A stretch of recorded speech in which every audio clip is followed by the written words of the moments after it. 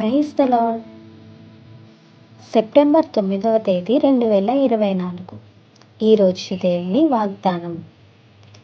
ఇరుకులేని విశాల స్థలమునకు నిన్ను తోడుకొని పోవును. యోబు గ్రంథము 36వ అధ్యాయం 16వ వచనం. ఈరోజు నీవు అనుకుంటున్నావేమో, దేవుని మార్గంలోనే వెళ్తున్నాను కదా, దేవుని వెంబడిస్తున్నాను కదా, అయినప్పటికీ నాకు ఈ లోకంలో ఈ శ్రమలు, కష్టాలు, నష్టములు ఎందుకు వస్తున్నాయని నీకు బాధపడుతున్నావేమో.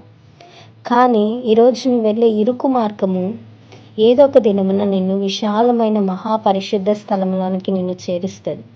ఆ మహాపరిశుద్ధ స్థలంలో కష్టము, నష్టము, రోగము, వ్యాధులు, తెగుళ్ళు ఏవి ఉండవు.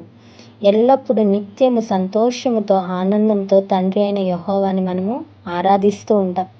నీ తోటి వారి మార్గాలలో సంతోషంగా ఉండొచ్చు, కానీ వాళ్ళ మార్గము పాతాళానికి దారితీస్తుంది. కానీ నీవెన్నుకున్న మార్గము నిన్ను పరలోక రాజ్యానికి చేరుస్తుంది. కాబట్టి ఈరోజున్న పరిస్థితిని చూసి నీవు బాధపడకు, దిగులు పడకు. ఏదో ఒక దినమున దేవుడు నిన్ను విశాలమైన స్థలంలోనికి నిన్ను తోడుకొని పోతాడు. నిరీక్షణ కలిగి ఎదురు చూద్దాం. ఈ వాగ్దానం మన జీవితంలో నెరవేర్చునుగాక. ఆమేన్. God bless you.